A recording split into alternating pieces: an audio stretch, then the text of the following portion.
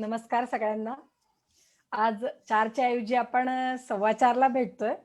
So एवढी वेळेची दिलगिरी तुम्ही माफ करून घ्याल ही अपेक्षा करते तुमच्या सगळ्या माझ्या लाईव्ह मैत्रिणींकडून. आणि आजच्या आपल्या या लाईव्ह सेशनला आपण सुरुवात करूया. प्रवास आत्मनिर्भरतेचा आणि महिला उद्योजकांच्या प्रेरणेचा. या सलग 50 दिवस चालणाऱ्या ऑनलाईन Facebook लाईव्ह सीरीजमध्ये तुमच्या सगळ्यांचं मनःपूर्वक स्वागत. मी सौ प्रणवती यशवंत शितोळे, महिला आत्मनिर्भरता मार्गदर्शक आणि मी आत्मनिर्भर या Facebook ग्रुपची संस्थापिका. आत्मनिर्भरतेच्या या प्रवासामध्ये आपण गेले 5 दिवस वेगवेगळ्या क्षेत्रातील यशस्वी उद्योजकांना भेटत आहोत. त्यांचा प्रवास जाणून घेत आहोत आणि ते अनुभव आपल्या आयुष्यात उतरवत असताना आपल्या अनुभवांचं किंवा आपल्या कौशल्याची जोड त्याला देऊन आपण आपला प्रवास सुखकर कसा होईल हे निश्चितपणे बघणार आहोत. आज उपस्थित आपल्या समोर ज्या आजच्या आपल्या उद्योजिका आहेत, उद्योजिका असं म्हणता येणार नाही, पण गेली 20 वर्ष महिलांसाठी सातत्यानं त्या काम करतात. दर्शिनी हिंगे मॅम. मॅम तुमचं मनःपूर्वक स्वागत आहे आजच्या या सेशनमध्ये. आणि नमस्कार. प्रियदर्शनी हिंगे मॅम विषयी महत्त्वाचं सांगायचं म्हणजे गेली 20 वर्ष त्या महिला आणि बाल कल्याण या विकासासाठी सातत्यानं काम करत आहेत आणि त्यासाठी युनिसेफ कडून त्यांना फेलोशिप सुद्धा मिळालेली आहे. मॅडम त्याबद्दल तुमचं मनःपूर्वक अभिनंदन. आणि तुमच्या थँक या यू. कामाविषयीच, तुमच्या या प्रवासाविषयीच आम्हाला जाणून घ्यायला निश्चितपणे आवडेल.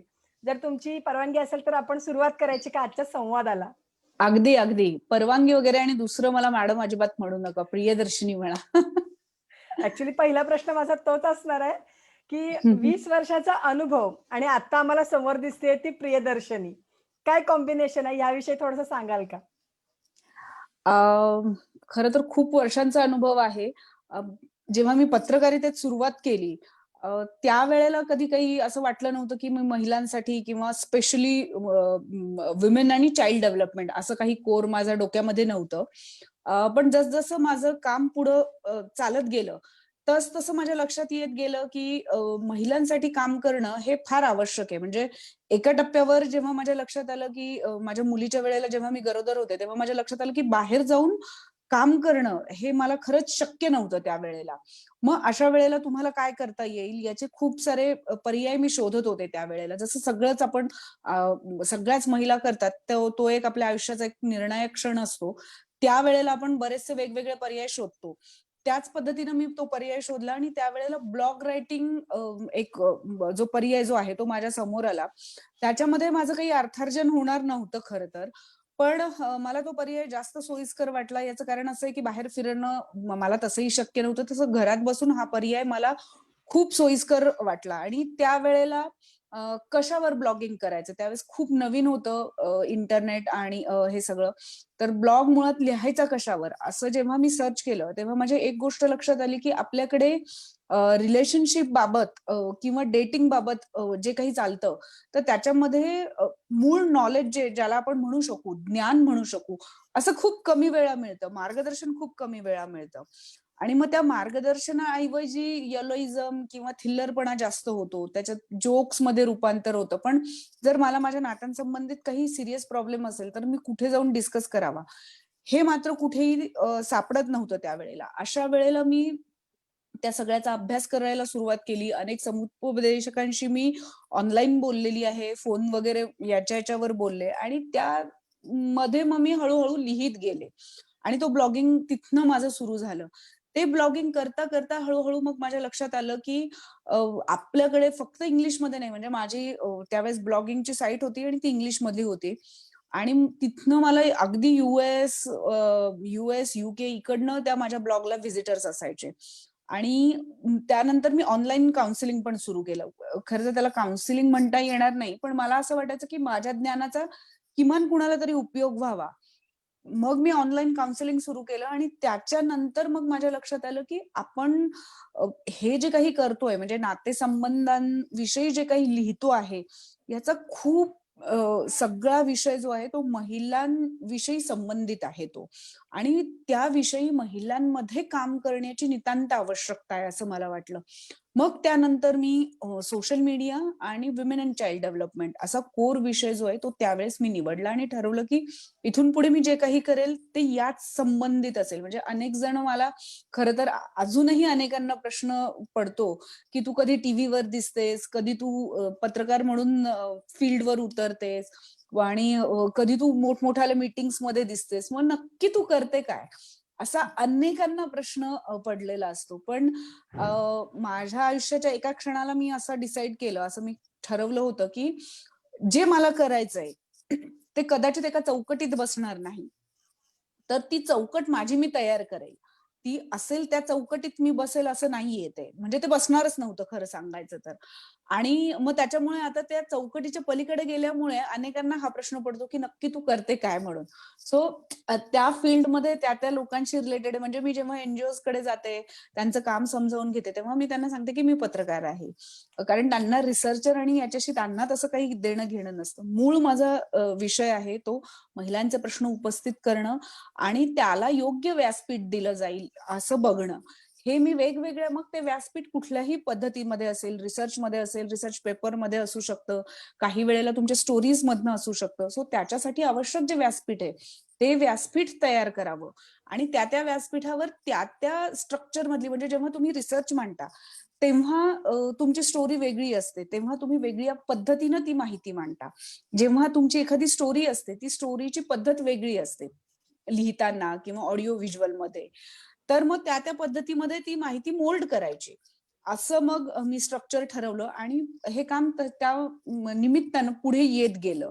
अनेक लोकं या सगळ्यामध्ये जोडली गेली. अनेकांचं मला मार्गदर्शन या सगळ्या काळामध्ये लाभलं आणि खरं तर फार काही अडचणी मला याच्यामध्ये आल्या नाही. अडचणी फक्त अजूनही तीच अडचण आहे, की नक्की तू करते काय? एवढी एकच अडचण आहे. बाकी कुठलीही अडचण मला या हां. सगळ्या प्रवासात कुठेही आली नाही. बरोबर. नक्कीच. मग या सगळ्यातूनच मॅक्स वुमन पोर्टलची निर्मिती झाली असं म्हणता येईल का? आणि मॅक्स वुमन पोर्टल म्हणजे नेमकं काय? हे माझ्या मैत्रिणींना आणि मला सुद्धा ऐकायला नेमकं फार आवडेल. मी आता तुम्हाला काही सांगण्याआधी थोडीशी माहिती सांगेल, की जर आपण म्हटलं, की महिलांसाठीचं मासिक किंवा महिलांसाठीचं एखादं माध्यम, असं आपण जेव्हा म्हणतो, तेव्हा आपल्या डोळ्यापुढे काय येतं, जर एक नटलेली साडी-बिडी घातलेली, अगदी हवी असेल तर नथ वगैरे घातलेली, अगदी दिवा-पणती वगैरे अशा हातामध्ये घेतलेली, असं कव्हर पेज आपल्या डोळ्यासमोर येतं आणि हेच महिलांसाठी. मग त्याच्यातले सेगमेंट्स कुठले असतात? तर पेरेंटिंग असतं, कुकिंग असतं, मग तुम्ही काय घातलं पाहिजे, स्टायलिंग असतं, ज्वेलरी असते. पण एका स्टेपला माझ्या म्हणजे हे बायकांच्या आवडीचे विषय आहेतच, निश्चित आहे. पण मला असं वाटतं, की या आवडीच्या पलीकडेही बायकांचे खूपसे विषय आहेत आणि जे त्यांच्याही आवडीचे आहेत. म्हणजे या कोरोना काळातलंच काही सिच्युएशन तुम्हाला सांगायची तर अनेक महिला सरपंचांनी या कोरोना काळामध्ये उत्तम रीतीनं काम केलेलं आहे. अंगणवाडी सेविका आहेत. अतिशय चांगल्या पद्धतीनं त्यांनी काम केलेलं आहे. म आणि मेट्रोपॉलिटन मधल्या महिला असतील, आपण ग्रामीण बरोबरच मेट्रोपॉलिटन मधल्या महिला पण घेऊ. त्यांच्याही केवळ पेरेंटिंग आणि कुकिंगच्या पलीकडे खूप गोष्टींची त्यांना माहिती पण हवी असते आणि खूप गोष्टी त्या करतही असतात. मात्र अशा पद्धतीचं माध्यम आपण अजूनही बघतो, की माध्यमांमध्ये कुठलंही असेल, ते इलेक्ट्रॉनिक असेल, प्रिंट मीडिया असेल, मॅगझीन फॉर्मॅटमधले असेल, तर ते एक साचेबंद माध्यम महिलांसाठी म्हणून ते तयार झालेलं आहे आणि त्या साच्याच्या बाहेर पडायची कुणाची तयारी नाहीये. सो आम्ही त्यावेळेला असं ठरवलं, मी आणि माझ्या टीमने असं ठरवलं, की या साच्याच्या बाहेर आपण गेलं पाहिजे. म्हणजे रिलेशनशिप बद्दल असेल किंवा कुकिंग बद्दल असेल, या सगळ्याबद्दल महिलांना माहिती करून घ्यायची आहे. पण याच्या व्यतिरिक्त लीडरशिप असेल, एंटरप्रेन्योरशिप असेल किंवा सध्या याच्यामध्ये इंडस्ट्रीमध्ये काय चाललंय, अशा पद्धतीची माहिती, राजकारणात काय चाललंय, ह्या सगळ्याची माहिती जी आहे ती महिलांना घ्यावीशी वाटते. मात्र त्याच्यासाठी उपलब्ध प्लॅटफॉर्म नाहीये. तो प्लॅटफॉर्म तयार करायचा, असं आम्ही मॅक्स वुमनच्या माध्यमातनं मग ते प्लॅटफॉर्म म्हणून मॅक्स वुमन आम्ही खरं तर सुरू केलं. ते सुरू करण्यामागची मूळ उद्देश आमचा हाच होता, की एंटरप्रेन्योरशिप आणि लीडरशिप ह्या ज्या काही 2 गोष्टी आहेत महिलांमधल्या, त्या प्रामुख्याने समोर आल्या पाहिजे. 100% बरोबर. म्हणजे त्या चौकटीतनं तिला बाहेर काढण्यासाठी तुम्ही या पोर्टलची निर्मिती केली आणि मला वाटतं त्याला अतिशय उदंड प्रतिसाद असा सुद्धा मिळतो आहे ऑनलाईन प्लॅटफॉर्मवरती. सो मॅक्स वुमन प्लॅटफॉर्म जे काही विषय मांडतं किंवा जे काही काय म्हणतो आपण ज्या महिलांच्या प्रश्नांना वाचा फोडतात त्याविषयी काही सांगाल का? आणि त्यातले तुमचे काही अनुभव शेअर कराल का? मॅक्स वुमनच्या आधी मी थोडंसं माझं बॅकग्राऊंड सांगेल त्याच्यामध्ये. मधल्या काही काळामध्ये मी यशदामध्ये सोशल मीडिया एक्सपर्ट म्हणून बऱ्याचदा तिथे लेक्चरशिप केलेली आहे. एक ठराविक त्यांचे सेशन्स असतात. त्याच्याशी सोशल मीडियाचं जे काही सेशन आहे त्या सेशनला मी जायचे अनेकदा गाईडिंग करायला म्हणून. तर तिथे पण मला खूप हा अनुभव आला की अगदी IAS असतील किंवा उच्च पदस्थ आपण ज्यांना म्हणतो, हे सगळेजण माध्यमांच्या त्या साचेबंद याच्यामध्ये इतके अडकलेले असतात, की त्याच्यातनं बाहेर पडणं त्यांना तसं म्हणजे जाणीवपूर्वक त्यांनी जर प्रयत्न नाही केला, तर ते त्या साच्यामध्ये अडकून राहतात. म्हणजे मी लीडरशिपच्या बाबतीत मी खूपदा अनेकदा हाही विचार केलेला आहे, की आपल्याला महिलांमध्ये खास करून ही लीडरशिप खूप पातळीवर आपल्याला दिसून येते. गरज नाही की तिच्याकडे काही पदच असलं पाहिजे. म्हणजे वेल बॅलन्स घर ठेवणं हेही एक ऍक्च्युली लीडिंग करण्याची एक क्वालिटी आहे. मग ते कदाचित आपण त्यांना चौकटीमध्ये बांधलेलं असल्यामुळे त्या चौकटीच्या बाहेर त्या पडत नाही. पण ती क्वालिटी अप्रिशिएट केली जात नाही. आणि हे मला अनेक ठिकाणी दिसलेलं आहे. म्हणजे जेव्हा महिला किंवा मुली एकदम लहान असतात, ज्याच्यात आपण म्हणू की आपण अनेकदा म्हणतो की बायका घडवल्या जातात. मुलगी जन्माला येते, पण बायका मात्र घडवल्या जातात, की तू असंच दिसली पाहिजे, तू हेच केलं पाहिजे, हे म्हणजे मुलगी, ते केलं म्हणजे हीच तुझी जबाबदारी. हे समाज त्यांच्या मनावर बिंबवतो. मला आठवतं मी मॅक्स वुमनच्या एका स्टोरीसाठी गेलेली होती. ती महिला जी आहे तिला 7 मुली होत्या आणि ती लिंबू वगैरे असं खूप छोट्या गोष्टी अशा विकून, भाजीपाला विकून ती स्वतःची गुजराण करायची आणि तिच्याबरोबर मुलींचीही. त्यावेळेस तिने अनुभव हा सांगितला मला, की खूप मुली असल्यामुळे माहेरच्यांबरोबर सासरचे सगळेही दुस्वास करायचे, की तुला म्हणजे तू किती वाईट आहे हे कशा पद्धतीनं तिच्या मनावर बिंबवलं गेलं होतं. पण तिची एक 4 वर्षाची मुलगी होती आणि तिला तो गायक जो आहे तो त्याचं खूप क्रेज होतं. तर मी बोलता-बोलता जस्ट तिला म्हटलं, की तुला काय करायचंय? आता तुम्ही एक विचार करा, की ज्या घरात तसं म्हणायला 18 विश्व दारिद्र्य आहे. अगदी जेमतेम घास मिळेल एवढी तिची आई मेहनत करतीये आणि ते कसंबसं तिला शक्य होतं. अशा सगळ्या वातावरणात पण ती मुलगी म्हणते, की मला त्या गायकाबरोबर स्क्रीन शेअर करायची आहे. वाह! तर मला असं वाटतं, की तिचा तो आशावाद टिकवणं ही खरं तर तुमची आमची जबाबदारी आहे. नक्कीच. ते स्वप्न तिचं कदाचित पूर्ण होईल, नाही होईल, तिच्यात त्या क्वालिटीज आहे, नाहीये, हे खूप नंतरचा प्रश्न आहे. पण तिच्या बरोबरीनं अशा अनेक मुली आहेत, की ज्यांना अजून ती झळ पोहोचलेली नाहीये मुलगी असण्याची. तोपर्यंत त्यांच्यामधला तो आशावाद जो आहे तो टिकून राहतो. जसजशी ती झळ पोहोचायला लागते, तसं त्या आपली स्वप्न जे आहेत त्या मग त्या चौकटीत बांधायला सुरुवात करतात, की नाही मला एवढं शिकू दिलं जाणार नाही. मग मी इथल्या इथे काय ऍडजस्ट करू शकते. मग त्या आपले उद्दिष्ट म्हणा किंवा काय अचीव्हमेंट करायच्यात, आपली स्वतःची स्वप्न आहेत. हे स्वप्न याच्यामध्ये कॉम्प्रोमाइज करायला लागतात. पण तो आशावाद जो आहे तो टिकला पाहिजे आणि मला सातत्यानं असं वाटतं, की मॅक्स वुमन असेल किंवा माझी जबाबदारी काय? तर त्या मुलीतला तो आशावाद जो आहे तो 18 वर्ष, 20 वर्षापर्यंत टिकवणं ही आपली जबाबदारी आहे. नक्कीच. 4 वर्षाचा असताना असलेलं निरागसपण त्या 18 वर्षापर्यंत टिकवणं, ही आपली जबाबदारी आहे, त्यांच्या कुटुंबाची जबाबदारी आणि आई-वडिलांची जबाबदारी आहे. पण हे म्हणजे काय ऑन फील्डवरचे तुमचे अनुभव आहेत मॅडम. कारण बऱ्याचदा आपण मोठ्या-मोठ्या म्हणजे गोष्टी करतो. असं म्हटलं जातं, की बाता फार मोठ्या-मोठ्या मारल्या जातात. पण करायची वेळ येते त्यावेळेला आपण हात बांधून उभे असतो. पण नक्कीच आपण खूपदा ती होतं जबाबदारी ते. हां, म्हणजे आपण ती आणखीन एक जबाबदारी अनुभव पार पाडू. सांगते मी. हो, नक्कीच आणखीन मॅडम. एक अनुभव सांगते मी. आम्ही इलेक्शन होतं त्यावेळेला. त्यावेळेला आम्ही इलेक्शनच्या वेळेला ग्राउंडवर फिरत होतो, की वेगवेगळ्या सेक्टरमधल्या लोकांची काय-काय मतं आहेत. तर एक उर्दू मीडियम होती आणि तिथे 80% महिला शिक्षिका होत्या. आणि आम्ही त्यांच्याशी बोलत होतो. तेव्हा त्या महिलांनी इतकं छान सांगितलं, की फक्त बुरखा हं, हा काही आमचा प्रश्न नाही. म्हणजे तो आहेच प्रश्न. पण तेवढा एकमेव प्रश्न नाहीये आमचा. अनेक मुली ज्या आहेत, आई-वडील उर्दू मीडियममध्ये टाकतात आणि नंतर त्यांना शिकायला उर्दू मीडियमच नाहीये. त्याच्यामुळे 10वी नंतर त्या मुली पुढे शिकूच शकत शिकू नाही. शकत. त्यांच्यात टॅलेंट आहे, पण उर्दू मीडियममध्ये आधी आई-वडील थोडे कन्झर्व्हेटिव्ह आहेत, तर मग ते किमान मुलीला यावं म्हणून ते टाकतात. पण मुली जेव्हा टॅलेंटेड आहेत, त्या काहीतरी अभ्यासात करू बघतात, त्यांच्या ऍस्पिरेशन्स तयार होतात, तेव्हा पुढे मात्र त्यांना जागा नाहीये. आणि मला एकदम असं त्यावेळेला लक्षात आलं, की आपण किती छोटा विचार करतो. किती ठराविक साचेबद्ध सतत विचार करत राहतो, की मुस्लिम महिलांचे प्रश्न काय असतील, तर केवळ बुरखा. बुरखा नाही, मेन प्रश्न तर एज्युकेशनचा आहे. त्या बरोबर. प्रश्नावर आपण काय किंवा पॉलिसी मेकर्स काय हे कधीही त्या प्रश्नाकडे जाऊ शकत नाही. तर ग्राउंडवर गेल्यामुळे आणि अनेक लोकांशी बोलत असल्यामुळे खास करून हे जे मूळ तुमच्या आमच्या जगण्यातले प्रश्न आहेत, हे जगण्यातले प्रश्न त्यामुळे कळतात खरं तर. हो, नक्कीच. आणि त्याच्यावरचं उत्तरदायित्व आपलं किती आहे, ह्याची जाणीव नव्यानं होते मला वाटतं, ज्यावेळेला आपण असे अनुभव ऐकतो किंवा शेअर करतो त्यावेळेला. नक्कीच खरंय. अतिशय सुंदर अनुभव तुम्ही सांगितलात. सुंदर म्हणण्यापेक्षा कटू अनुभव आहे असं मला म्हणायला वाटेल, की बाबा हे अनुभव आपल्याला जगण्यासाठी प्रेरित केले गेले पाहिजेत. थोडंसं आता आपण आजच्या महिला उद्योजकतेच्या विषयाकडे वळूया. जसं तुम्ही म्हणालात, की मॅक्स वुमनच्या माध्यमातून तुम्ही लीडरशिप आणि एंटरप्रेन्योरशिपसाठी काम करता. सो त्यात तुम्हाला म्हणजे त्याची सुरुवात कुठून झाली आणि काय उद्देश होता त्याच्या पाठीमागची? त्याच्या पाठीमागची भूमिका काय होती तुमची?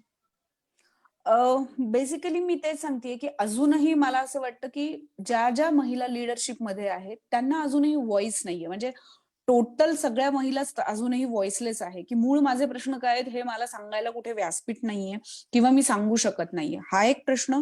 दुसरा, लीडरशिप मधल्या ज्या काही महिला आहेत, मग त्या महिलांही तशा व्हॉइसलेस आहेत. त्यांना कुठल्याही प्रकारचा आवाज नाहीये. जर आपण बघितलं, की आता मी जसं सांगितलं, की महिला सरपंच आहेत. ह्या अनेक महिला सरपंचांनी आपल्या गावाच्या सीमा बंद केल्या. काही महिला सरपंचांनी स्वतः समिती स्थापन केली आणि या समितीच्या माध्यमातून त्यांनी लोकांपर्यंत पोहोचवलं, की हा कोरोना आपल्या याच्यामध्ये न येण्यासाठी आपण काय-काय केलं पाहिजे. ही जी काही तळमळ आहे, ही लीडरशिपची तळमळ आहे. म्हणजे खूपदा महिला लीडरशिप बाबत खूपदा असं होतं, की त्यांना ठराविक जागा राखीव आहेत म्हणून त्यांना पुढं केलं जातं, असं म्हटलं जातं. तर त्यात अगदी तथ्य नाही असं मी म्हणणार नाही.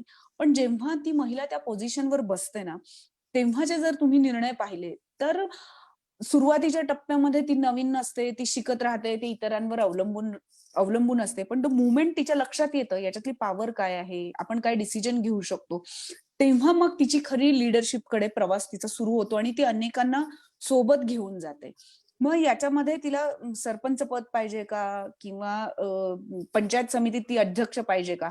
तर असं नाहीये. मी उस्मानाबादमधल्या काही महिला ज्या आहेत त्यांना कव्हर केलं होतं. त्याच्यातली एक महिला जी होती ती एक ऑर्गॅनिक फार्मिंग ती करत होती आणि तिचा जर प्रवास आपण हं, ऐकला, हं. तर तो इतका थक्क करणारा प्रवास होता, की ती स्वतः शिक्षित म्हणजे 9वी-10वी शिकलेली होती. पण तिचं लग्न एका अशिक्षिताशी करून दिलं. मग त्या गावामध्ये अगदी उंबऱ्यातनंही बाई बाहेर जात नाही किंवा अगदी पाराच्या आसपास कुठलीही बाई दिसत नाही. अशा गावामध्ये ती गेली आणि ती सातत्यानं एक तिच्या नवऱ्याला सांगत होती, की "मला 1-1.5 एकर तुम्ही ऑर्गॅनिक फार्मिंग तुम्ही करा." तर त्यावेळेला ते सगळेजण उडवून लावायचे, "ही काय सांगते, की याच्यातनं काय उत्पन्न निघणार आहे?" मग एकदा दुष्काळ पडला आणि त्या दुष्काळातही तिने तिचा हट्ट ह्या सगळ्यांमागे लावून धरला, की "मला करायची आहे. मला तुम्ही काहीतरी द्या, तिथे मी माझी करते." मग ते असतं ना, की सतत भुणभुण डोक्यामागे लावली तर मी काहीतरी देतो. म्हणून तिला एक पडीक 1 एकर असलेली जागा दिली आणि त्या 1 एकरमध्ये तिने दुष्काळातही जवळ-जवळ 1,00,000चं उत्पन्न काढलं. सो तिचं ते उत्पन्न बघून सगळ्या गावात एकदम चर्चा आणि ह्या सगळ्या गोष्टी सुरू झाल्या. आज स्थिती अशी आहे, की त्या बाईनी त्या गावामध्ये कुठलंही डिस्प्यूट न करता म्हणजे घरामध्ये कुठलाही वाद न होता त्या महिलांचे जे जमिनीवरचे राइट्स आहेत, त्याला नावानिशी तिने त्या महिलांच्या जमिनी त्यांच्या नावावर केल्या. म्हणजे असं नाहीये, की अरे वाह! डिव्होर्स झालाय म्हणून केलाय, असं नाही. की तुम्हाला मग बेनिफिट्स पाहिजेत ना, तर मग हिच्या नावावर तुम्हाला करावं लागेल. मग तुम्हाला कर्ज घेता येईल. मग तुम्हाला वेगवेगळ्या योजनांमध्ये सहभागी करून घेता येईल. हे तिने पटवून दिलं गावात आणि कुठल्याही प्रकारचे वादावाद न होता तो निर्णय सगळ्यांनीच मान्य केला. So this is the quality of leadership. म्हणजे तिला येस. कुठलंही पद नाहीये. एका महिलेनी तर जेव्हा ती प्रेग्नंट होती, तेव्हा तिच्या गावाकडे जाण्याचा रस्ता जो आहे, तो अतिशय वाईट होता, अतिशय वाईट होता. आणि तिला टू व्हीलरवर तो प्रवास करावा लागला. गर्भवती असूनही ती. तर ज्या दिवशी तिची मुलगी हातात आली, त्या दिवशी तिने ठरवलं, की काही होईल, पण हा रस्ता मी नीट करेल. आणि आज तिने म्हणजे याच्यानंतर 10 ते 12 वर्षानंतर तिने तो बचत गट स्थापन केला. बचत गटाच्या माध्यमातून अनेक महिला गोळा केल्या, ऑर्गॅनिक फार्मिंग केलं, त्यांचं प्रॉपर युनिट तयार केलं, त्याचं एक कंपनी स्थापन केली आणि ते करून तिने त्या रस्त्याचा पाठपुरावा करून तो रस्ता करून घेतला. So this is the leadership ना. म्हणजे असं नाहीये की बायका काय करू शकतात बेसिकली. त्यांना गरज नाहीये की तुम्ही राखीव जागा दिल्या म्हणूनच ते काम करतील. त्यांना काम करायचंय ना, तर कुठल्याही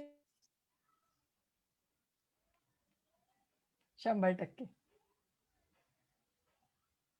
काय करू शकतात यापेक्षा काय करू शकतात हे दाखवून दिलं उस्मानाबादच्या त्या महिलेनं, असं मला वाटतं. अगदी. बरोबर. त्यामुळे या सगळ्या महिलांना एक व्यासपीठ हवंय, त्यांना कुठेतरी चान्स हवाय, त्यांना संधी हवीये. आणि मी तर या महिलांना म्हणजे जर कुणी टिकवू शकत असेल, तर मला असं वाटतं की प्रॉस्पर जे आहे, भविष्य जे आहे, ते महिलांच्याच हातात आहे. या सगळ्याचं. नक्कीच, नक्कीच. जे तुम्ही उस्मानाबादचं सांगत असताना उदाहरण तुम्ही म्हटलं, की वादविवाद न होऊ देता ते सगळं काम करणं हे निश्चितच उल्लेखनीय आहे. कारण एखादी महिला ज्यावेळेला हे काम करते त्यावेळेला बरेचसे प्रश्न उपस्थित होतात आणि त्या प्रश्नांना यशस्वीपणे तोंड देऊन त्यांनी ते अतिशय उल्लेखनीय कार्य केले असंच म्हणावं लागेल. हाच प्रश्न धरून मी तुम्हाला पुढचा एक म्हणजे हाच मुद्दा धरून एक पुढचा प्रश्न मी तुम्हाला विचारते, की ज्यावेळेला महिला एखादा निर्णय घेते, कोणताही असेल म्हणजे कौटुंबिक असेल, सामाजिक असेल किंवा तिच्या ह्याच्याशी रिलेटेड असेल. त्यावेळेला तिनं कोणकोणत्या प्रश्नांना तोंड दिलेलं असतं? म्हणजे तुमचा हा अनुभव काय सांगतोय, की कोणकोणत्या प्रश्नांना तिला तोंड द्यावं लागतं आणि त्यावर ती मार्ग कसा काढते? बेसिकली काय होतं ना, की अ, लग्न किंवा मूल हा एक टर्निंग पॉइंट असतो अनेकदा बायकांच्या आयुष्यातला. किंवा मग काहीतरी खूप मोठी घटना व्हावी लागते आणि त्यानंतर महिला एक वेगळा डिसिजन घेते. असंही बऱ्याचदा लक्षात आलेलं आहे. खूप कमी वेळा असं होतं, की तिला अगदी लहानपणापासून तिला प्रोत्साहित केलं जातं. लग्नानंतरही तिला प्रोत्साहित केलं जातं. असं मी म्हणेल, की अगदी अजूनही आपण जरी स्वतःला खूप पुरोगामी राष्ट्र समजत असो किंवा महाराष्ट्रात खूप महिला, मुली शिकतायत, असं जरी दृश्य आपल्याला दिसत असलं, तरीही असं खूप कमी वेळा होतं, की सासर आणि माहेर असं दोघांचाही सपोर्ट असतो. अनेकदा माहेरचा असतो, मग सासरचा नसतो. मग लग्न केल्यानंतर तिला खूप गोष्टी बदलाव्या लागतात. स्वतःला प्रूव्ह करावं लागतं आणि तो संघर्षाचा काळ असतो खरं तर. आणि त्यानंतर मग तिला बाकी लोकं सपोर्ट करायला करू लागतात. तर मला असं वाटतं, की काही ठराविक चौकटी आहेत किंवा काही ठराविक गोष्टी आहेत. त्या मला असं वाटतं महिलांनी, मुलींनी मोडीत त्याला काढता आलं पाहिजे. तो खरं तर आपला हे असतो म्हणजे मला काही चान्स मिळत नाहीये हा नंतरचा असतो. म्हणजे समजा जसं Facebookच्या सीईओ होत्या. त्यांनी सांगितलं होतं, की त्यांची एक 6 महिन्याची मुलगी होती आणि ती 6 महिन्याची मुलगी त्या पाळणाघरात सोडत होत्या. तर ती मुलगी सोडवताना सुद्धा ती मुलगी रडत नव्हती, इतक्या त्या रडल्या होत्या. आणि ती केअरटेकर त्यांना असं म्हटली, की "don't worry, she will be okay. You take care of yourself." म्हणजे बरोबर. ती ती ठीक राहील, पण तुम्हीच जर ठीक नसाल, तर हे काही पाळणाघरात ठेवणं किंवा ही गोष्ट ही वर्कआउट नाही होणार ती. सो तिथे तिची काळजी घेतली जाईल, तिथे तिला लक्ष दिलं जाईल. पण ते सोडवताना जी अपराधीपणाची भावना असते, की अ, माझ्या घरच्यांना 1:30 वाजता जेवायला लागतं, तर मी गरम-गरम करून घालत नाही. हा जो काही गिल्ट ऑटोमॅटिक तयार होतो तो बायकांच्या, मुलींच्या मनामध्ये. तर तो गिल्ट तयार न होऊ देणं, की ठीक आहे फाईन मी काही पर्याय शोधून काढेल किंवा मी घरच्यांनाही तयार करेल या पर्यायामध्ये. अशा काही गोष्टी असणं, हे मला असं वाटतं, की खास करून महाराष्ट्रीयन मुलींना अजूनही जमत नाही ते. कारण म्हणजे आपण बघतो की मुली जेव्हा शिकतात ना, तेव्हा घरच्यांचं हे असतं की ठीक आहे तू नोकरी कर. अगदी नोकरी कर. हां, स्वतःच्या पायावर उभी राहा, कमव. पण हे करत असताना तिला काय प्रकारची कसरत करावी लागणार आहे किंवा ती कसरत करताना तिने काय स्किल वापरले पाहिजे, हे मात्र कुणी सांगत नाही तिला. किंवा ती सपोर्टिंग सिस्टम तयार करायची, तर ती कशी करायची? हे कुठल्याच मुलीला कुठल्याही पालक सांगत नाही, कुठलेही कॉलेजमधल्या मैत्रिणी सांगत नाहीत. असतं तर काय, की घर बघून नोकरी कर. हे एक ठरलेलं येस. पठडीतलं वाक्य आहे. मग आता घर बघून नोकरी करायची म्हणजे काय? मग she tried to be a super woman. आणि सुपर वुमन जी आहे ती शेवटी एक काय म्हणता येईल की एक कन्सेप्ट आहे ती. हा, ते स्वप्न आहे. No one is a super woman. आपण सुपरमॅन का नाही म्हणू शकत मग? सुपरमॅन का नाही म्हणू शकत की तू घरही सांभाळ, तू मुलंही सांभाळ आणि तू नोकरी कर. तर असं आपण नाही म्हणत. पण सुपर वुमन मात्र आपण सहज म्हणून जातो की ती छान पण घरही सांभाळते आणि नोकरीही करते. म्हणजे मग कशासाठी ना, मी सुपर वुमन असण्याची गरज नाही. आपण सगळ्यांनी केलं पाहिजे. कुटुंब माझंही आहे, तुमचंही आहे, सगळ्यांचं आहे. पण हे शिकवलं जात नाही. तर मोमेंट ती हे म्हणते ना, तेव्हा आधी तिच्यामध्ये तो गिल्ट असतो. आणि तो गिल्ट दुसऱ्यांना नंतर तुम्हाला समजावता येतो. आधी स्वतःला समजावता आला पाहिजे. तर मला असं वाटतं, की कुठल्याही प्रकारची तुम्हाला महिलांना, बायकांना प्रोग्रेस करायची असेल, तर सुरुवातीला हा गिल्ट जो आहे, त्याच्याशीच लढणं. म्हणजे अनेक गृहिणींना हा पण गिल्ट असतो, की "अगं मी काही नाही करत, मी घर सांभाळते." So it's okay. तो तुमचा पर्याय आहे, तुम्ही निवडलेला चॉईस आहे. त्या चॉईसचा रिस्पेक्ट तुम्ही ठेवला पाहिजे. अनेक महिला आपण बघतो, की मिड लाईफमध्ये त्या एंटरप्रेन्योरकडे वळलेल्या आपल्याला दिसतात. सुरुवातीला नोकरी करतात, मग मुलं होतात, मग मुलांसाठी गॅप गॅप घेतात त्या बऱ्याचशा आणि मग लक्षात येतं, की आता मी काही करू शकत नाही. मग मला काहीतरी तर करायचंच आहे. मग मी काय करते, तर मग हे सांभाळून मी हे एवढी छोटीशी गोष्ट करू शकते. मग त्या एंटरप्रेन्योर्स होण्यासाठी वळताना आपल्याला दिसतात. बरोबर. त्यावेळेचा त्यांचा तो म्हणजे काय म्हणतो आपण पूर्ण तुम्ही जर्नीच मांडली, की बाबा नोकरी, मग व्यवसाय म्हणजे काय म्हणतो आपण कुटुंब आणि मग त्या व्यवसायाकडे वळतात. का तर वेळ आहे आता आणि काहीतरी स्वतःच्या अस्तित्वाची जाणीव पण त्यांना करून द्यायची असते समाजाला म्हणा किंवा रिलेटिव्हजना असेल, तर त्यावेळेला त्या व्यवसायाकडे वळतात.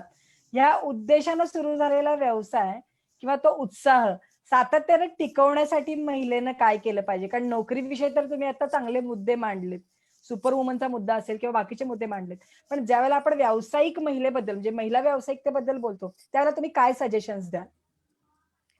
अ, एक तर असं असतं, की जेव्हा तुम्ही व्यावसायिक असता, तेव्हा तुमचा 9 to 6 वाला जॉब नसतो. म्हणजे फॉर एक्झाम्पल जर मी पुरणपोळ्या करत असेल आणि ते घरोघरी पोहोचवण्याचा जर मी व्यवसाय छोटासा असेल, पण हा व्यवसाय मी करतीये. तर द मोमेंट मला ऑर्डर येतात, मला हालचाल करायला लागते. तर अनेकदा मी हे बघितलंय, महिला खास करून ज्या छोट्या-छोट्या उद्योग सुरू करायला बघतात.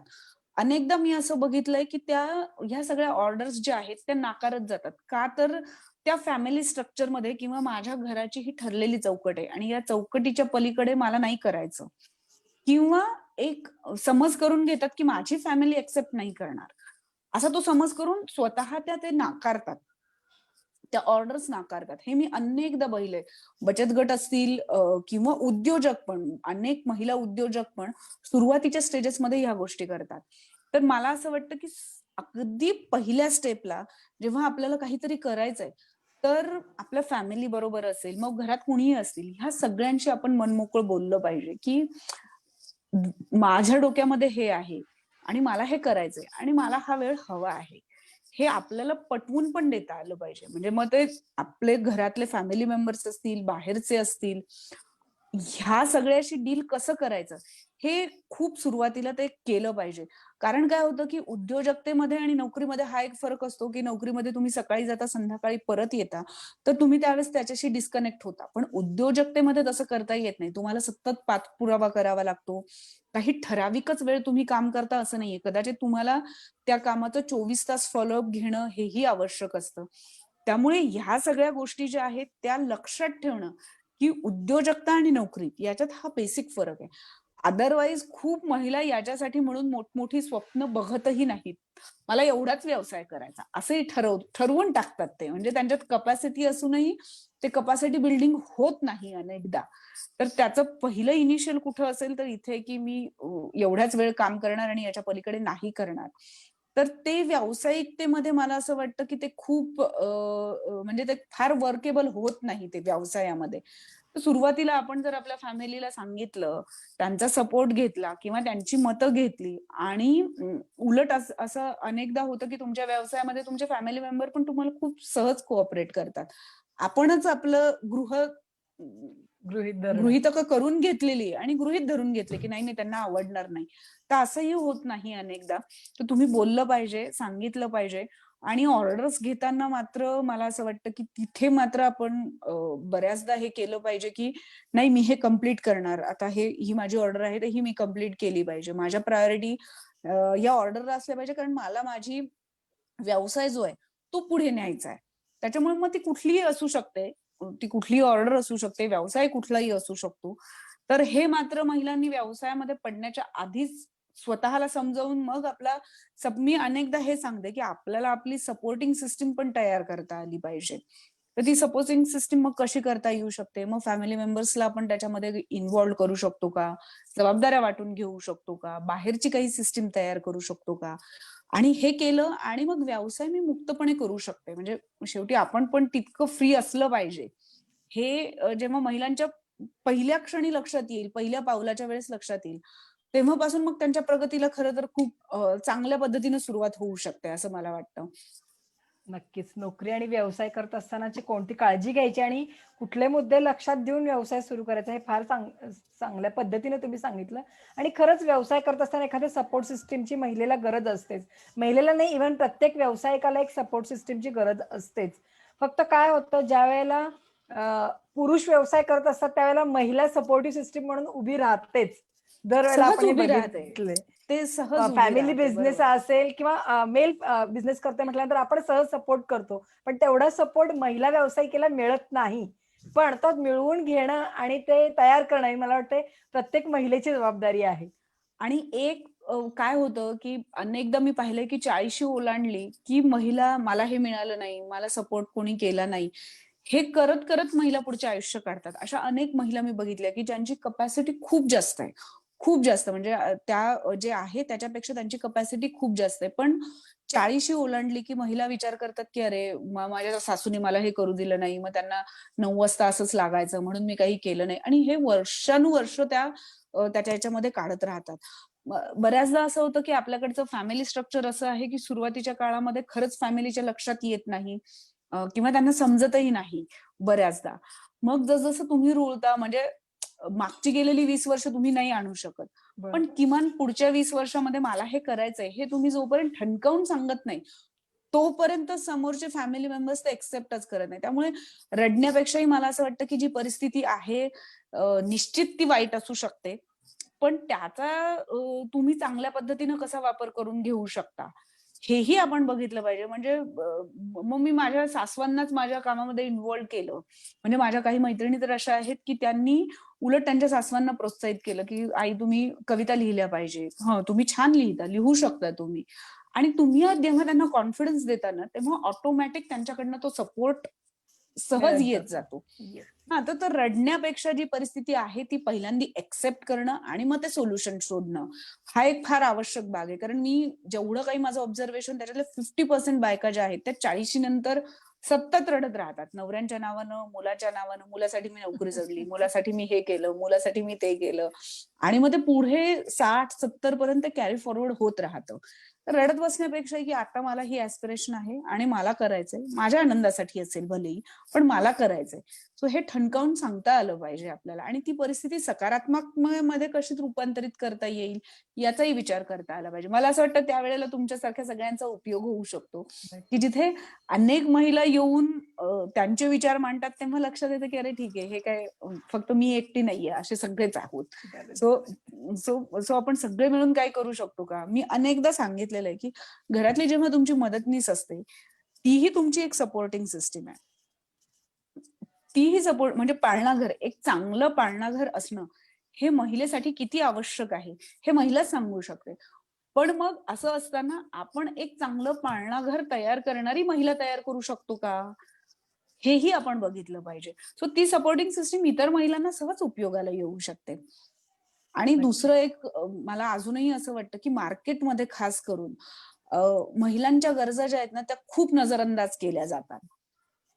तर त्या नजरअंदाज केलेल्या गरजा ज्या आहेत, त्या महिला सहज आयडेंटिफाय करू शकतात. म्हणजे जर तुम्ही आता ट्रेनमध्ये किंवा प्रवास करणाऱ्या मुली बघितल्या, तर त्यांच्या पर्सेस तुम्ही जर पाहिल्या, तर एका खांद्यावर लटकलेल्या असतात किंवा एक स्लिक बॅग असते किंवा अगदीच कॉलेजमधल्या मुली असतात त्या सॅक वापरतात. पण जर मला समजा मुंबईला एखाद्या मीटिंगसाठी जायचं आहे, 1 दिवसाची टूर आहे, तर मी काय कॅरी करावं? मी फोर व्हीलरने प्रवास नाही करत आहे.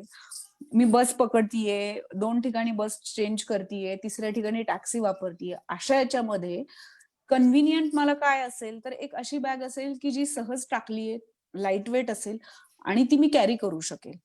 ती हातात धरणारी पर्स ती नाही कॅरी करू शकत. कारण 1 दिवसाचं सामान आहे. पण हे कुठल्याही मार्केटमधल्या माणसाला माझी पेइंग कपॅसिटी आहे. मार्केटमध्ये जर तुम्ही पाहिलं, तर महिला खूप खर्च करतात. त्यांची पेइंग कपॅसिटी आहे. पण त्यांच्या या गरजा आयडेंटिफायच होत नाही. खूप कमी वेळा आपण बघतोय की तुमच्या आमच्या कुर्तीजला जे पॉकेटच नाहीये. बरोबर. सिंपल गोष्ट आहे ना, ही खूप छोटीशी गोष्ट आहे. हे पॉकेटच नाहीयेत. का बरं नाहीयेत? तर कुणालाच उत्तर माहिती नाहीये. कारण कधी काही कदाचित महिला नसतील वापरत. पण आता तर माझी गरज आहे ना. बरं माझ्यासारख्या अशा 1.5 ते 2 असंख्य लाख महिला महिला आहेत. केवळ पुण्यातनं रोज अपडाऊन करतात. म्हणजे हे माझं मार्केट आहे. बरोबर. हे महिलांना ओळखता आलं पाहिजे. हे महिलांना जर ओळखता आलं तर मला असं वाटतं की मार्केट खूप ओपन आहे आपल्या सगळ्यांसाठी. फक्त आपण त्या ठरलेल्या रूढी, पद्धती त्याच्या ह्याच्यावर चालायला गेलो की कुणीतरी पापड्या करतंय तर मी पण ती पापड्याच करून विकणार. कुणीतरी लोणची करतंय तर मी लोणचीच करून विकणार आहे. तर मुळात मार्केटची गरज काय आहे? आणि त्याचा एक सर्व्हे जर आपण केला, तर खूप गरज आहे जिथे महिला म्हणजे बाकीच्या सोडा नोकरदार महिलांना सपोर्टिंग सिस्टीमची खूप गरज आहे. सो अशा म्हणजे मी तर सांगते की नुसती भाजी निवडून चिरून घरपोच पोहोचवणं दिस इज द बिग सपोर्ट एखाद्या कुठल्याही महिलेसाठी. सो बरोबर. ह्या सगळ्या मार्केटचा महिलांनी पण विचार मार्केट म्हणून केला पाहिजे. मी म्हणत नाही की महिला उद्योजक म्हणून तुम्ही तसा विचार करा. पण ते मार्केट आहे आणि ते मार्केट कुणालाही आयडेंटिफाय करता येत नाही. कारण असं आहे की ठीक आहे ना, भाजी निवडणं छोटीशी गोष्ट आहे असं सगळ्यांना वाटतं. पण मी अनेक घरांमध्ये पाहिलेलं आहे जिथे मेथी, शेपू टाळतात महिला. का तर ते बसून निवडावी खूप वेळ तो लागते. निवडणं इतका वेळ माझ्याकडे नाहीये. सो अल्टिमेटली काय तिला माहितीये की ते किती पौष्टिक आहे, पण तिच्याकडे तो वेळ नाहीये. सो सगळ्या गोष्टी कॉम्प्रोमाइज होतात त्याच्यामध्ये. हे मला तुम्हाला कळू शकतं कारण आपण रोज ती कामं करत राहतो. सो आपल्याला माहिती की हे किती हेक्टिक काम आहे ते. सो इथनं उद्योजकतेची सुरुवात खूप होईल आणि असे एक्सप्लोर करणे इतके खूप खूप कॅटेगरीज आहेत की जिथे महिलांना कॉम्पिटिशनच नाहीये. जवळ कॉम्पिटिशन नाहीये. 100% सहमत आहे मी तुमच्या मताशी. एक वेगळी विचार, एक वेगळी संकल्पना तुम्ही या माध्यमातून नवीन उद्योजिका होऊ इच्छिणाऱ्या महिलांना दिलेला आहे. कारण ज्यांना असं वाटतंय माझ्याकडं काहीच नाही किंवा मला करायचं आहे, पण माझ्याकडे संकल्पना नाहीये किंवा आयडिया नाहीये. तर अशांना तुम्ही हा विचार दिलेला आहे असं मला वाटतं. आणि जसं तुम्ही मगाशी म्हटलं, की मळलेली पायवाट सोडून आपल्याला थोडासा वेगळा विचार करणं अपेक्षित आहे. सो माझ्या सगळ्या निश्चित. मैत्रिणींना मला या प्लॅटफॉर्मवरून हेच विनंती करायची आहे किंवा आवाहन करायचं आहे, की माझी संस्था असेल, महाराष्ट्र माहिती तंत्रज्ञान सहायता केंद्र असेल किंवा अवेक फाउंडेशन असेल किंवा यासारख्या मॅक्स वुमन सारख्या काम करणाऱ्या अनेक संस्था आहेत, ज्या तुमच्या मार्गदर्शनासाठी अवेलेबल आहेत 24 तास. कारण आम्ही हा व्यवसाय म्हणून करतोय. आम्हाला आमच्यासाठी तर हे करणं गरजेचं आहे, पण तुमच्यासाठी जास्त करणं गरजेचं आहे. याचं कारण काय आहे? तर यातनं वेगळी पायवाट किंवा वेगळा विचार तुम्ही घ्यावा आणि तो कृतीत उतरवा आणि व्यावसायिका किंवा उद्योजिका म्हणून तुम्ही घडावं. सो म्हणूनच मॅडम तुम्हाला पण मला सांगायला आनंद वाटतो, की मी टू वी म्हणजे माझ्यापासून महिला उद्योजकतेकडे हे कॅम्पेन आम्ही गेले 21 तारखेपासून सुरू केलेलं आहे. ज्या माध्यमात महिलांना वेगवेगळ्या संकल्पना देणं, आयडिया देणं किंवा ज्यांच्याकडे वेगळ्या-वेगळ्या आयडिया आहेत त्यांना एक्सप्लोर करण्यासाठी गाईडन्स देणं, हे या माध्यमातून आपण करणार आहोत. सो या चळवळीला किंवा या कॅम्पेनला तुम्ही उत्कृष्ट प्रतिसाद द्याल अशी आशा करते आणि कमेंटमध्ये तुम्ही टाइप करायला विसरू नका, मी टू वी जर तुम्हाला ह्याची गरज असेल किंवा तुमच्या कुठल्या मैत्रिणीला ह्याची गरज असेल तर. सो आपण पुढे वळत असताना थोडंसं आता कोरोनाकडे येऊया कारण ज्वलंत विषय आता सध्या तोच आहे. या कोरोना काळामध्ये ऑनलाईन आणि ऑफलाईन हा ताळमेळ कशा पद्धतीनं साधला गेला पाहिजे महिलांच्याकडून असं तुम्हाला वाटतं? मला असं वाटतं कोरोनाने ना आपल्याला एक रिसेट बटन दिलेलं आहे. येस. या बटनामध्ये आपण आपल्याला हवं ना तशा बऱ्याच गोष्टी त्याच्या ह्याच्यामध्ये रिसेट करू शकतो. म्हणजे याच्या आधी आपलं ठरलेलं एक रुटीन होतं आणि हे असंच म्हणजे कुणी जर सांगितलं असतं की तुम्हाला 2 महिने घरात बंद राहावं लागेल, तर आपण निश्चित हसलो असतो त्याच्यावर. काही ना काही कारणाने आम्ही घराबाहेर पडणारच. असं ते ठरलेलं होतं. पण आता हे सगळं बदललेलं आहे. ह्या सगळ्या अजूनही मला असं वाटतं की आपण त्या पोझिशनला आहोत. अजूनही सगळं तसं पाहिलं तर रुटीनला आलेलं नाहीये. हे सगळं रिसेट होत असताना मला असं वाटतं, की महिला उद्योजिकेला यांना खूप काय म्हणता येईल, की मोठं क्षेत्र अचानकपणे ओपन झालंय असं मला वाटतं. ऑनलाईन तर आहेच आहे, पण ऑनलाईन बरोबर मला असं वाटतं, की ऑफलाईन हेही तितकंच महत्वाचं आहे. कारण महिला असतील किंवा खरेदीदार जो आहे, जो आपल्याकडे अजूनही त्यांची एक टेंडन्सी आहे, की जोपर्यंत मला प्रॉडक्ट पटत नाही, मी जोपर्यंत हाताने घेत नाही, हाताने बघत नाही, तोपर्यंत मी त्याच्या ह्याच्यावर विश्वास टाकत नाही त्या प्रॉडक्टवर. बरोबर. पण तो विश्वास तयार होण्यासाठी ऑनलाईन माध्यम जे आहे, तेही तुम्हाला उपयोगाला येऊ शकतं. त्याच्यामुळे त्याच्या माध्यमातून छोटे-छोटे व्हिडिओज आहेत. तुमचं प्रॉडक्ट नक्की दिसतं कसं? त्याचं फील काय आहे? त्याचं महत्त्व काय? हे तुम्ही सहज आता लोकांपर्यंत पोहोचवू शकता. म्हणजे आधीही होतं, कोरोना काळाच्या आधी पण होतं. पण बऱ्याचदा असं कोरोना काळामध्ये असं लक्षात आलं, की बऱ्याचदा असं वाटायचं, की अरे हे काय खूप याच्यामध्ये इन्व्हेस्टमेंट आहे. खूप काय म्हणता येईल इन्फ्रास्ट्रक्चरची आवश्यकता आहे. पण आपण कोरोना काळामध्ये आपल्याला लक्षात आलंय, की अनेक महिलांना जे आहे, ज्यांच्याकडे मदतनीस नाहीये, त्यांना सुद्धा हे सेफ्टी मोडमध्ये येऊन ते अन्न असेल किंवा आवश्यक गरजा ज्या बऱ्याच ठिकाणी असं झालं, की ज्येष्ठ नागरिक आहेत.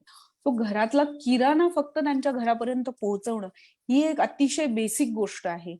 त्याही तुम्ही कशा पद्धतीनं डेव्हलप करू शकतात. म्हणजे असे 10 घरं जर तुम्ही निवडले, तर तो तुमचा एक व्यवसायही होऊ शकतो. जो तुम्ही घर बसल्याही करू शकतात. तुम्हाला काय करायचंय तर 2 गोष्टींच्या डॉट्स तुम्हाला जॉइन करायचेत आणि ते जॉइन करण्याचं तुमचं स्किल आहे. सो हे स्किल वापरून मला असं वाटतं, की कोरोना काळामध्ये एक तर आहे, की न्यूट्रिशन आणि पौष्टिकता याचं इम्पोर्टन्स जे आहे ते इम्युनिटीमुळे आपल्या सगळ्यांना तसं माहितीच होतं, पण या काळाने ते जरा जास्त प्रभावित झालेलं आहे. सो अशा प्रकारचे व्यवसाय जे आहे, ते आपण पुढच्या काळामध्ये करू शकतो. दुसरा एक व्यवसाय या सगळ्या ह्याच्यामध्ये तयार झालेला, की एंगेजमेंट. घरामध्ये बसून आपण मुलांची असेल, ज्येष्ठ नागरिकांची असेल, यांची एंगेजमेंट कशी करू शकतो? तर त्याच्यासाठी तुम्हाला ऑनलाईन माध्यम उपयोगाला येतं. पण हे करत असताना तुम्ही त्याची पब्लिसिटी कशी करता? हा पण एक विषय आहे. तर तोही तुम्हाला पुढे एक्सप्लोर करता येऊ शकतो. त्यामुळे या काळामध्ये मला असं वाटतं, की खूप महिला ज्या आहेत त्या समोर येऊ शकतात. कारण रोजगार जो आहे तो अनेकांचा रोजगार जो आहे तो या काळात चालला गेलेला आहे. अनेकांच्या सॅलरीज ज्या आहेत त्या जवळ-जवळ 50% डिडक्शनमध्ये गेलेल्या आहेत. असं होत असताना तुम्ही हे सगळा ताळमेळ बसवायचा कसा आहे? की जसं मी म्हणते, की आता ही गरज नाहीये, तर माझी ही गरज आहे. ह्या गरजा तुम्हाला जर ओळखता आल्या, तर मला असं वाटतं, की गरजांचं पॅटर्न बदललेलं आहे. गरजा कमी झाल्यात असं नाही झालेलं, पॅटर्न बदललेला आहे. हा पॅटर्नचा प्रकार जो आहे तो आपल्या सगळ्यांच्या लक्षात आला पाहिजे. पुण्यामधली एक महिला आहे, ज्या माझ्या संपर्कामध्ये होत्या. त्यांनी 15 दिवस तुमच्या भाज्या एका बॅगमध्ये कशा ताज्या राहू शकतात, अशी बॅग तयार केली.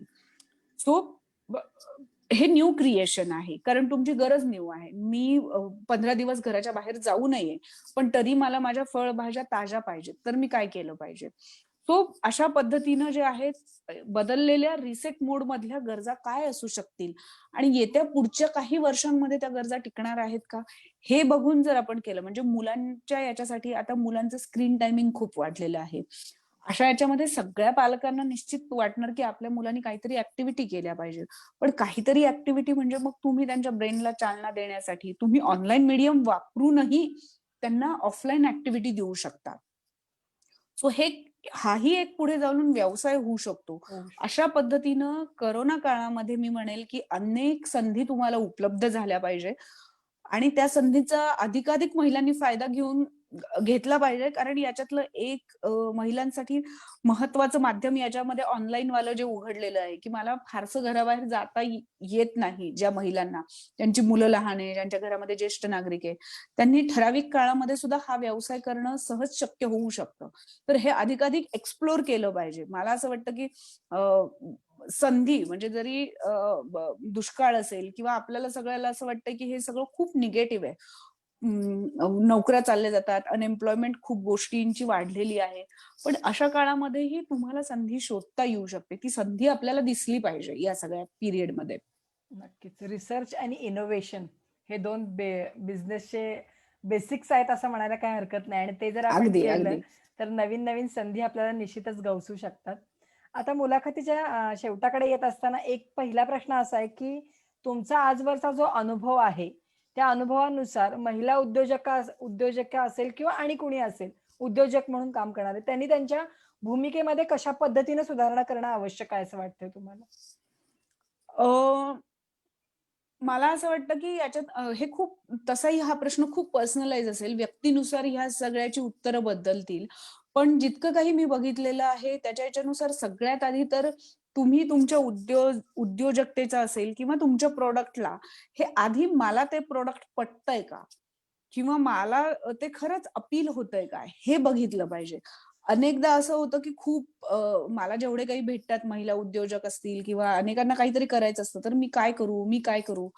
असं खूप वेळा त्यांचं विचारलं जातं. पण त्याच्यासाठी त्यांनी आधीच लिमिटेशन्स तयार करून ठेवलेले असतात. म्हणजे एवढ्या वेळापुरतंच काही काम करता येईल, तर असं काम द्या किंवा घरात जिथे बसून काम द्या. घरात बसून काम द्या. तर कुठलंही काम घरात बसून होऊच शकत नाही.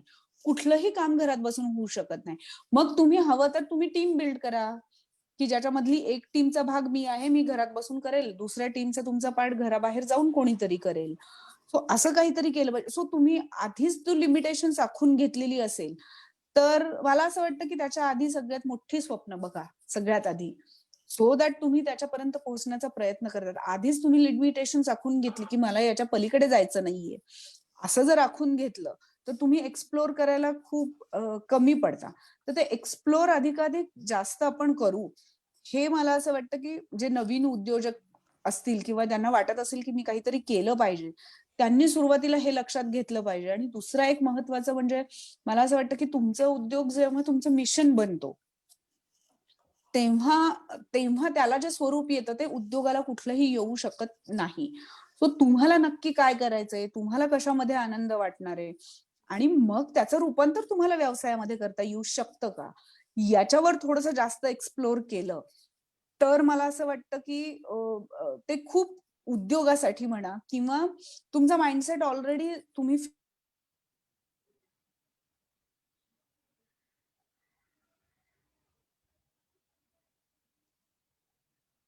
माइंडसेट चेंज त्याच्या करण्याची गरज आहे. पलीकडे हं, हं, हं. बंद दरवाजाच्या पलीकडे काहीच जाऊ शकत नाही.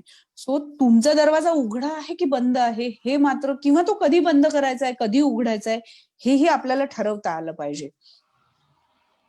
हो, नक्कीच मॅडम.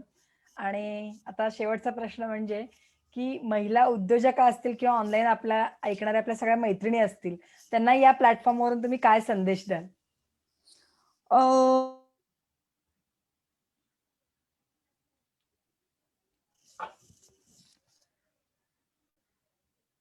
आवाज येतोय मॅडम काही माझा? गोष्टी जर हॅलो? काही गोष्टी हॅलो, हां, येतोय मला आवाज. हां, बोला मॅडम. हां.